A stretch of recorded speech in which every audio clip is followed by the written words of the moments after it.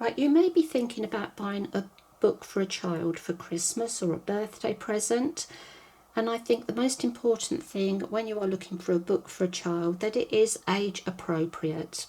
So you want something the child can understand, they can easily grasp the ideas, otherwise they might just give up. And I think the most important thing actually for a young child, more important than a book, is actually plenty of great art equipment for them to experiment, and the freedom to be messy without being told, don't be dirty, don't make a mess, don't spill this, don't do that. It should be a time of great freedom, a time to put whatever they want down on the paper, to draw however they want, and to develop their own unique style. So you shouldn't be dictating to a child saying, this is how you do this is how you do that.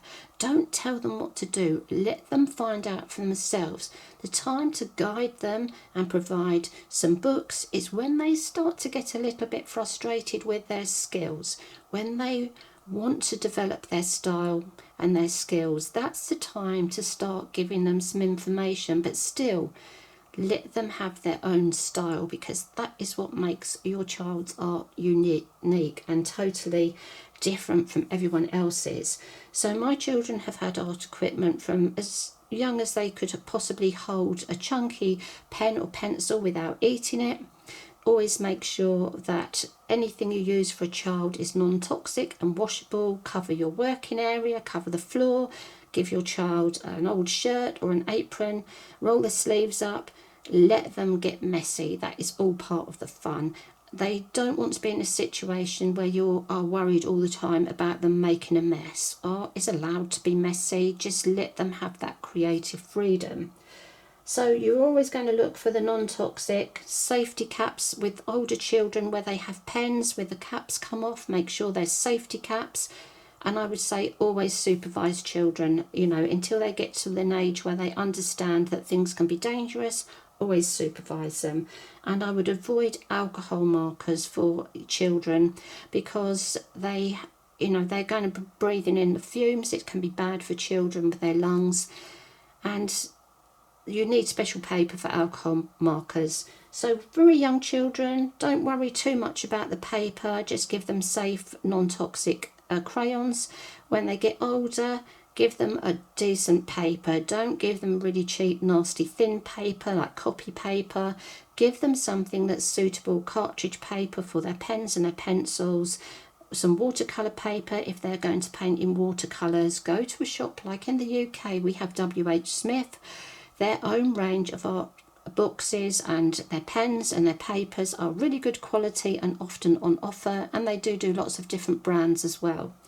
So just think about the safety, make children aware, don't put pen lids in their mouth, make sure you do get the safety caps if you're buying pens.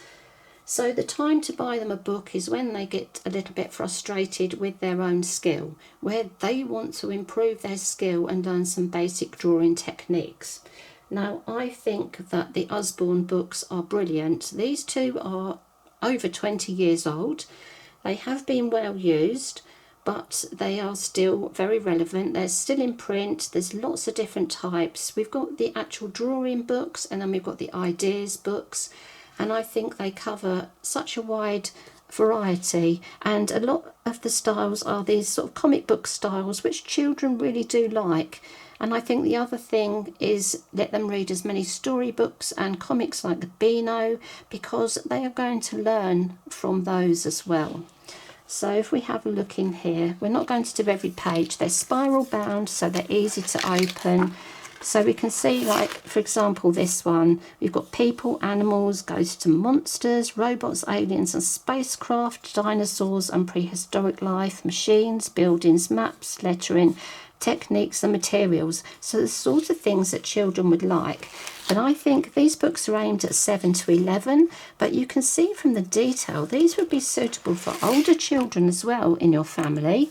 So this could be like a family art book, and even yourself, if you're learning to draw as an adult, I think these are lovely. So we have lots of the cartoon effects, and your children can develop their style, they can advance their skills, And so that is an example of the drawing one. And this one is, it also says the big book of things to draw, but this is more of one of the art ideas books. So this one covers more things like actual painting and using pastels, wax crayons, and we've still got all the drawing, shading, and I think together these two books work really well. So it covers the different types of materials. You will see from one book to another certain images. I've seen this image in 2 books, so you may see a few of the images in one book and then see them in another book, but generally the information is different. So we have here, look, drawing simple faces. I just think these are such lovely books, nice big books. This one is in very good condition because we didn't used to have the book on the table as the child was actually drawing. We would read them, then we would put them maybe on a book stand at the back, or we would just have them, you know, just absorb the information and then get on with the painting without actually referring back to the book. Just use the book when they needed to. The book was something to flip through. They've kept the pages remarkably clean.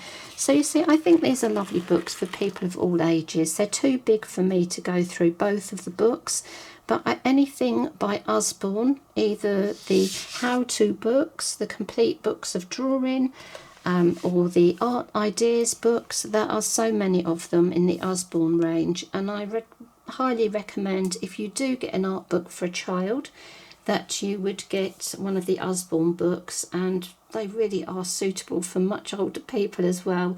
I actually think these are really lovely books.